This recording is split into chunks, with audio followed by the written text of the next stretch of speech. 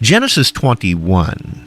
Now the Lord was gracious to Sarah, as he had said, and the Lord did for Sarah what he had promised.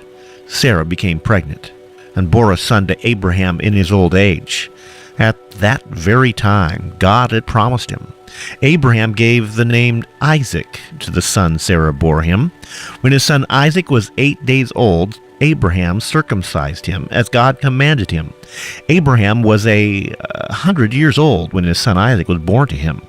Sarah said, God has brought me laughter, and everyone who hears about this will laugh with me.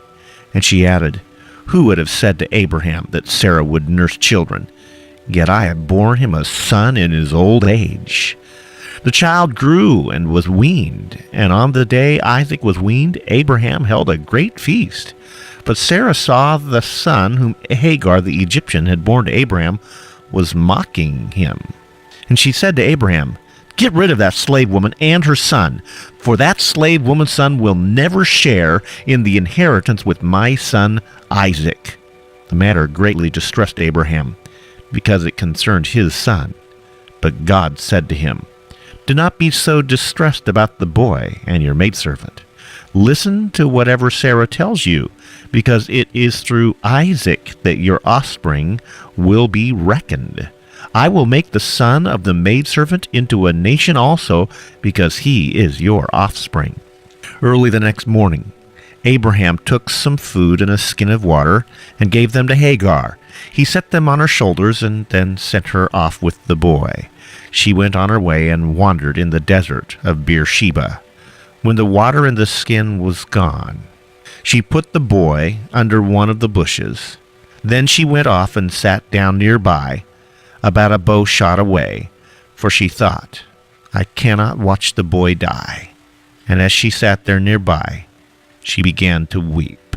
God heard the boy crying, and the angel of God called out to Hagar from heaven and said to her, What's the matter, Hagar? Do not be afraid. God has heard the boy crying as he lies there. Lift the boy up and take him by the hand, for I will make him into a great nation. Then God opened her eyes, and she saw a well of water. So she went and filled the skin with water and gave the boy a drink. God was with the boy as he grew up. He lived in the desert and became an archer while he was living in the desert of Paran. His mother got a wife for him from Egypt.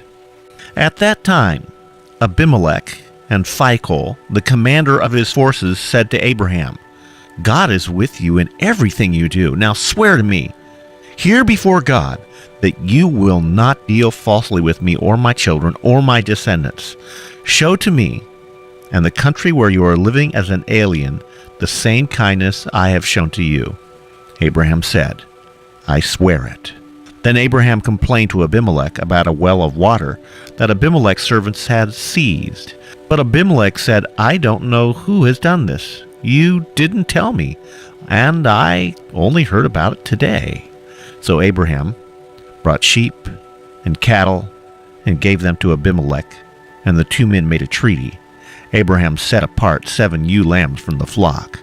And Abimelech asked Abraham, What is the meaning of the 7 ewe lambs you have set apart by themselves? He replied, Accept these 7 lambs from my hand as a witness that I dug this well.